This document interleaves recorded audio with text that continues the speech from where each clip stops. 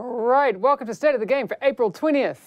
PTS starts tomorrow. Yes. Correct. It does. What more can you tell us about that? At least as far as we can say today. Well, that's what we've been... Unless something terrible happens tonight or tomorrow morning and we have to delay it, yes, the PTS will start tomorrow for the update 1.6.1.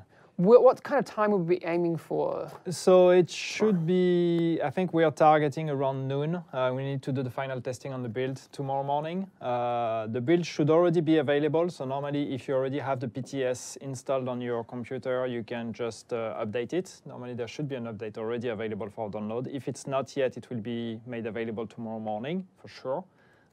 So we need to do some final testing, but we're looking at noon-ish Swedish time, which is noon CEST, so noon European time. PTS stands for? PTS stands for Public Test Server. All right. And so the concept of the PTS is that we are making the build, we are basically making the next update of the Division available to all players on PC. This one is on PC only, again, unfortunately. As we said, next one, the first big update this summer. This one should be on console. But the one that we are talking about right now will be on PC only. So if you own the Division on PC, you need to own the Division. It's not available to people who don't own the game. But no matter if it's on Steam or on Uplay, if you own it, you are able to access the PTS version. So you should see it as a game, as a separate game on your Uplay or Steam client. You can download it and you will get access to the next update directly on this build. Your characters get transferred there. You can play around with the new build, play around with your character. Nothing gets transferred back to the main game, so don't worry about deleting stuff and moving stuff around. It has no impact to the main game, and we are basically doing that to ask you guys to go to this PTS, test the new build, test the new update, and tell us what you think about it. Tell us if you find bugs, tell us if there is anything wrong with the balancing, if some of the changes we did work or don't work, if you like them, if you don't like them, all of that. What will happen if you're not level 30 yet and you want to get on the PTS? So if you're not level 30 yet, you can go on the PTS. You will get your character, that is whatever level it is. But if you create a character on the PTS, you directly get a level 30 character. Do we need the Season Pass? If it's anything like previous PTSs, to access Season Pass content on the PTS, you need Season Pass in the live game, correct? Yeah, so you don't need the Season Pass to access the PTS, but to access the DLCs, you need the Season Pass, or you need at least to own the DLCs. So DLCs, since all the DLCs have been released, yes, basically if you own them separately or if you own the Season Pass, you can access them if we make them available, because sometimes we don't make all the DLCs available on the PTS.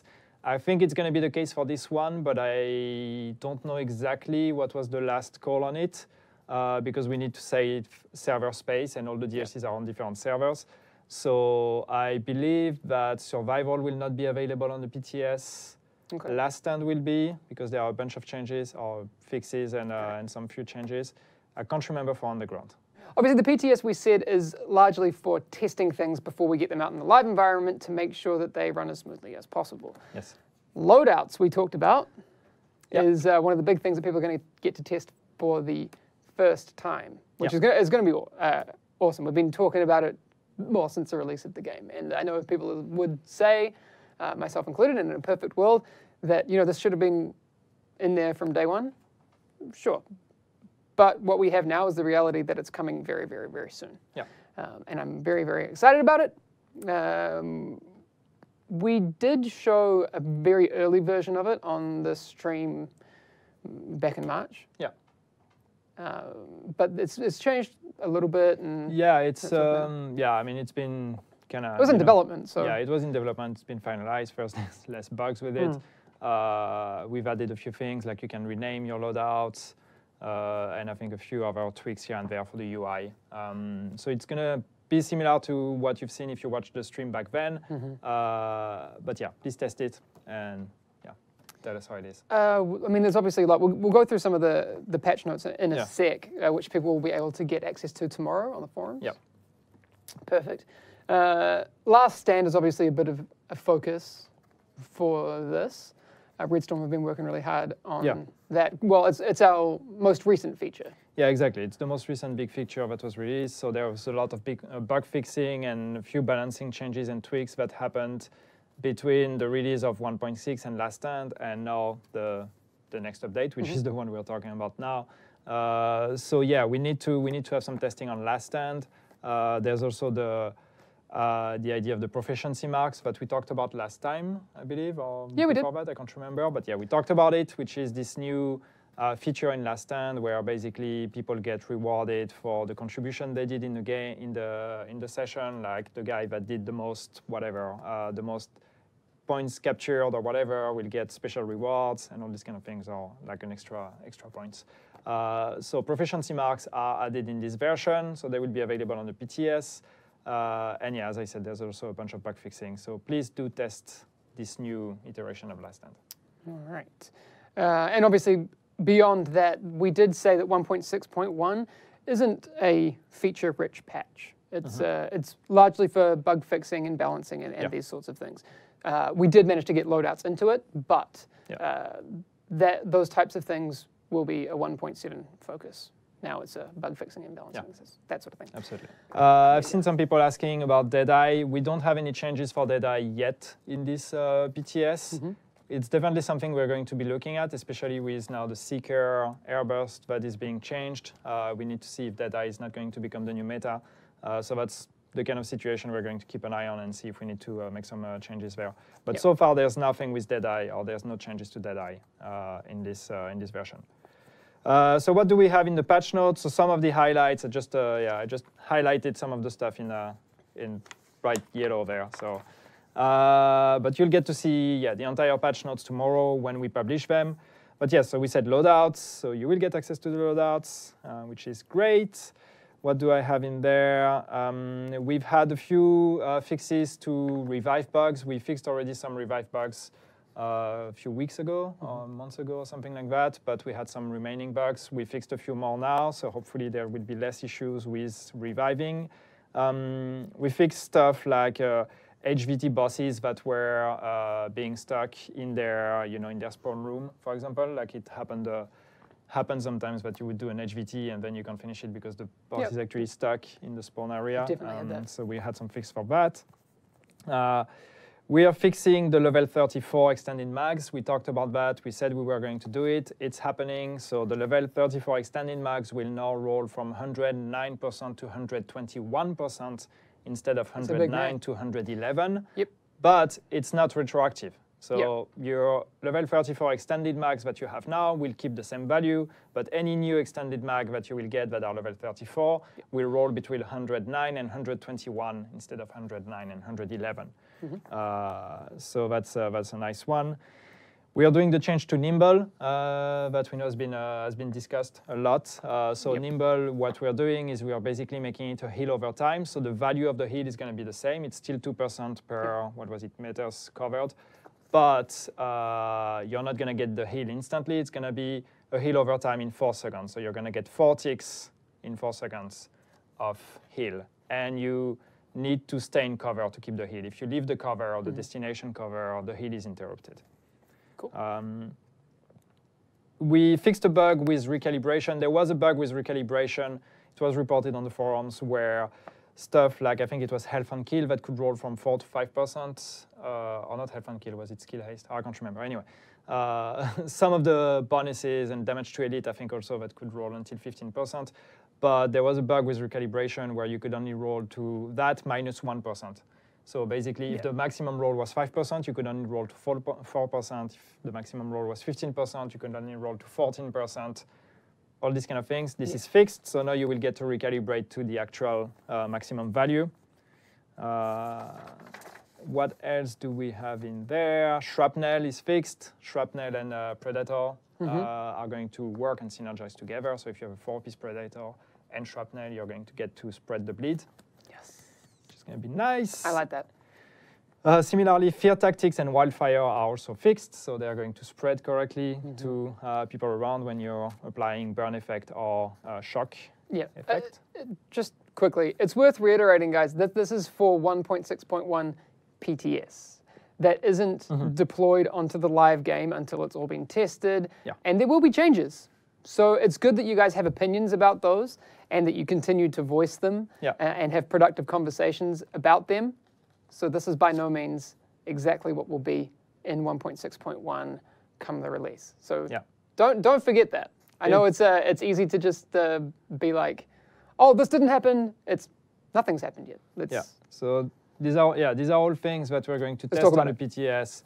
If you've not been part of the PTS or of the PTSs from the past, you might not know that, but a lot of things change during PTS. So exactly. Don't take all of this for granted. Please test it before you form an opinion. Please test it and tell us what you think. Yeah, exactly. If you get to test it, of course. If you're a console player, you don't get to test it, unfortunately. But you may still have an opinion. Weapons, what do we have? The burst fire weapons, we talked about that also last time. So burst fire weapons will now actually really burst fire, which means that if you're binding your fire key to the scroll button or whatever, the scroll wheel, you will not get to shoot like an automatic weapon anymore. It's going to be burst fire.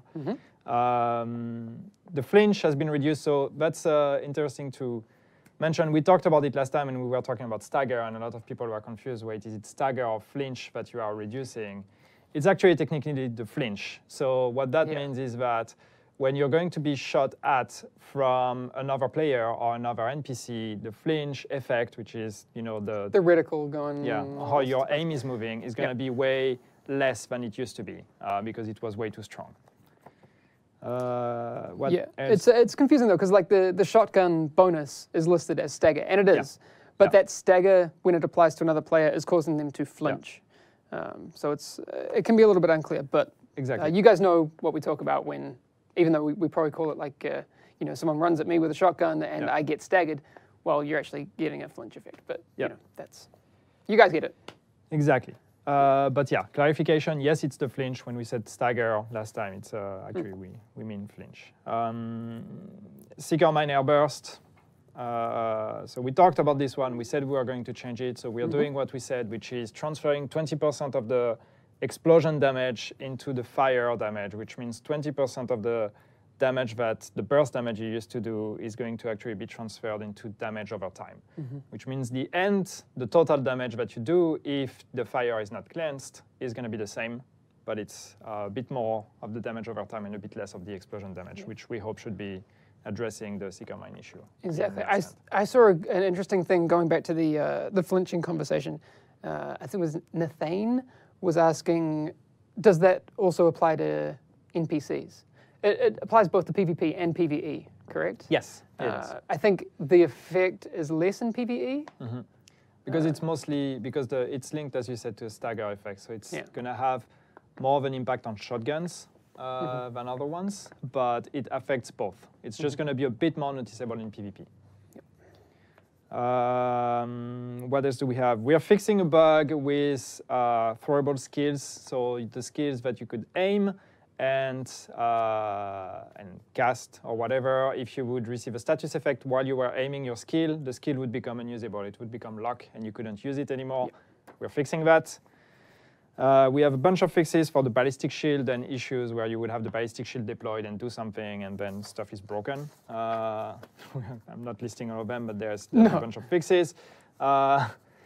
Fixes with missions as well, Grand Central, Times Square and all of that.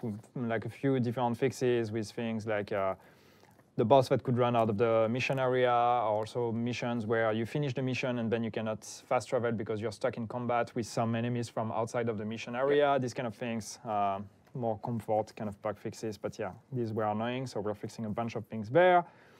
Some bug fixing with stolen signal as well. Curveball that would stop throwing grenades, the heavy Riker, there's a heavy Riker at some point that's just moving too slow, when you have the timer to actually kill them, and it would be moving too slow sometimes, so you don't actually have time to kill it because it's staying in its spawn area for too long because it's too slow. Stuff like that. Anyway, a bunch of fixes there. Some fixes with Underground as well, like GPS improvements also for the tracking. Also the Secure the Intel mission, that was something that was reported a while ago. Secure the Intel mission, where sometimes you actually, the recover the report step is actually 2 kilometers away from you, and it's actually outside of the map area anyway. Fixed. Stuck issues in Underground. What else do we have? Improvements to survival to the map as well. Positions where you could be stuck and things like that. Or Hunter not spawning correctly. So proficiency marks, we talked about them. I'm getting there eventually. I'm trying to be fast. I'm not you guys will read everything. this all on the forums tomorrow. Yeah, so we. exactly. What else do we have? Improvements to spawn camping, or to the spawn camping or the spawn logic to limit the spawn camping. We're not improving spawn camping, we're improving solutions against the spawn camping in Last Stand. That is. What else do we have? Stuck on loading on back-to-back sessions in Last Stand is also fixed, which is good. Good luck. I can take over if you want. Are you sick of this? These are highlighted things. We haven't even highlighted everything. Weapon talents requirements not correctly scaling to gear score values, fixed. Yeah. Just a lot of general world fixes. Graphical corruption, incorrect lighting, disappearing props, incorrectly placed props, missing textures, collisions in cover, getting stuck on things weirdly, like we said before. So if we actually listed out each instance of those, we'd be here. There's a lot. Oh, wow. The rewards for clearing the landmark in the dark zone we talked about that last week, but that's coming. Yeah. And then the level design changes like the Coward's Corner ladder and that sort of thing. I can't wait to see what people think of that and if they find other new spots. Landmarks not showing as cleared, landmarks not spawning second waves, fast traveling to DZ checkpoints, lots of fixes. Rewards claim vendor displaying 0, Yes. fixed. Matchmaking on the mega map could lead people to be match made to Last Stand even if they choose another activity. I didn't even saw that one. Yeah, that was a thing. All right, that's fixed. PC-specific ones, some DX12 changes and a bunch of other things on PC as And well. a bunch of other things. You'll read them in the morning, but there is a lot. Somebody was asking about triage as well. Yes, there are some fixes for triage. We just haven't mentioned them, but they're in there. Yes. Fixed a bug where players would be unable to scroll through their contaminated items if they had more than 5 in the inventory. Fixed a bug where players would be unable to type in the chat window on the Last Stand post-match screen. Fixed a bug that could cause rapid camera jumps in the base of operations entrance. Fixed a bug where turning VSync off could lead to increased loading times. There's a lot. ETF. ETF. So yes, the ETF, we're not forgetting about it. We haven't talked about it, but yeah, the ETF is still going to happen. We are working on the dates now. We're trying to get everybody to agree on the dates, and everybody, that means all the studios involved and everything, because it's actually going to happen at Reflections Studio, not at Massive. It's going to be at Reflections in the UK, in Newcastle upon Tyne, I think is the actual name of the city. It's good. In the UK.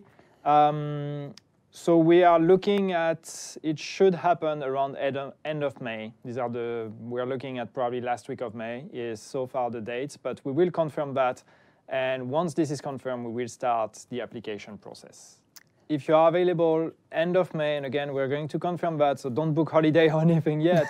But if you are available end of May and you want to contribute and you want to come to Reflections, and there's going to be people from Massive and people from Red Storm as well, we're going to have everyone there.